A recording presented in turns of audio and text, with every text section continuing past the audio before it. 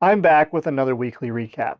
Every week I like to do these videos. They help keep me accountable and keep me moving on projects. If I have to produce a weekly video every week, then I need to do work that I can talk about in that video, so it keeps me accountable. It also lets you guys stay updated on what I've been working on. I'm going to jump back into my Lego compatible 3D printed letter series, where I'm printing every letter in the alphabet in a Lego compatible version, and I'm using different filaments for every letter. Next up is the letter G, which I printed in Polymaker Panchroma UV reactive filament. So this filament changes color when it's exposed to the UV waves of sunlight.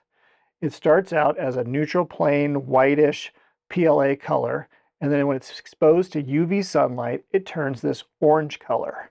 Of course, as soon as I decided to use this filament, what happens?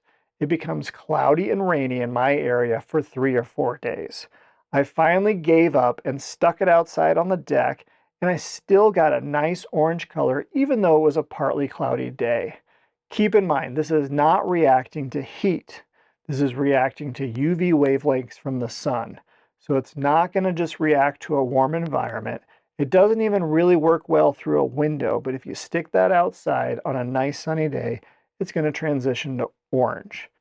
It's a great filament to work with, and I had no issues doing any printing with that whatsoever. After that was the letter H, which is printed in a heat-changing filament by CC3D. This is a filament that starts out purple on the spool, and as it gets printed, it's getting heated up on the extruder, and it's turning pink as it gets printed. Then once my CR10 turns off, and the build plate turns off, and the extruder cools off, that letter slowly cools down and turns back to purple. So it's changing from a cool state of purple to a hot state of pink, and then back as it cools back down. This was a good filament to work with. I've never used CC3D filament before, but it printed great. There was a bit of stringing, and I think if I would have lowered my temp a little bit, that would have went away, possibly increased the retraction. But overall, it was a beautiful filament, and I'm definitely going to try out some more color changing based on heat filaments, because it's just so cool watching it come off the spool one color and come out the extruder another color and then cool off. That's it for the 3D printed Lego compatible letter series.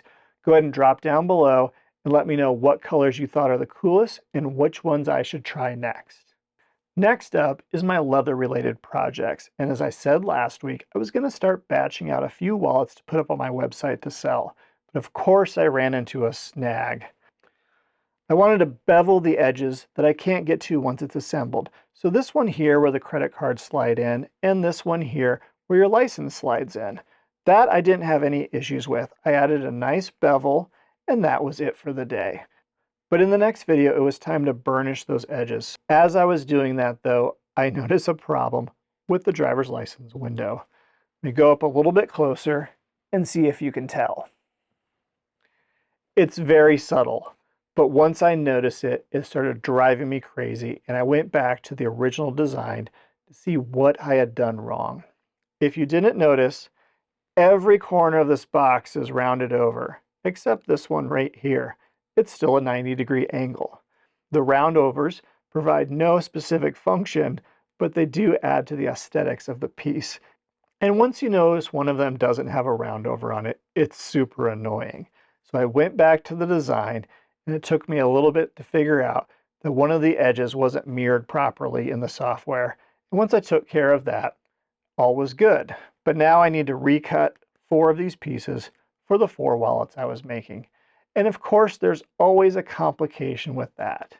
I noticed the last time I was cutting wallet pieces that it really stunk in the room my laser was in. Leather tends to smell pretty bad in general, so it didn't bother me too much. But I knew it was smelling way worse than it typically did. And I noticed the next day that my hose for venting the fan out the window had a huge break in it. So a lot of the exhaust from the leather, or at least some of it, was leaking into the room. Hence the extra smell. So I need to re-vent the exhaust for my laser before I can do much work in it. So until then, a few of those things are on hold. Maybe that'll give me some time to actually work on those drawer faces for the desk.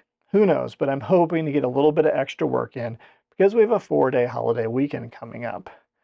That's it for what I worked on this week, But I also want to point out one of my older videos that is still great. In this one here, I built a charcuterie board that has a built-in cheese slicer from Rockler. I bought that cheese slicer with my own money, so this is not a Rockler sponsored video.